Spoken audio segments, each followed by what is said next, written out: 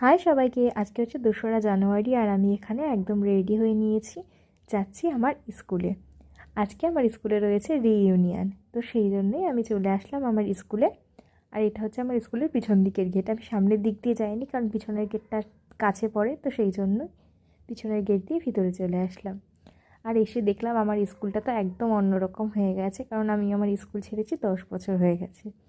আর তখনের থেকে তো এখন স্কুলের চেহারাটা অনেকটাই বদলেছে।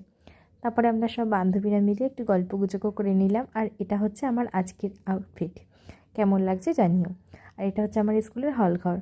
আর এই স্কুলে কিন্তু সিনিয়র দিদি ছিল আমার যা, তো সেই জন্য আমার যাও এসেছিলো এবার রিইউনিয়নে, তাই আমার যাকে নিয়েও আমরা স্কুলে একটু ঘুরলাম।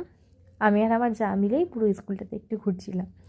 তারপরে এসে বসলাম, আর ততক্ষণে দেখলাম প্রোগ্রামও শুরু হয়ে গেছে। প্রথমে প্রদীপ প্রজ্বলন হলো, তারপর এখানে ফাংশন শুরু হলো।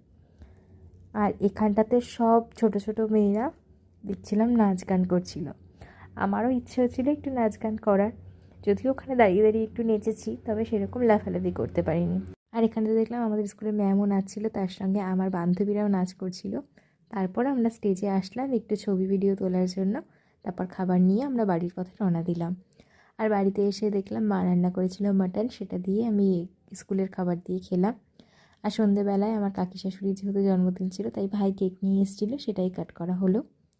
আর আমার শাশুড়ি মা লাঞ্চেও অনেক কিছু করেছিল, কিন্তু সেটার কোনো ক্লিপস আজকে নেই। টাটা।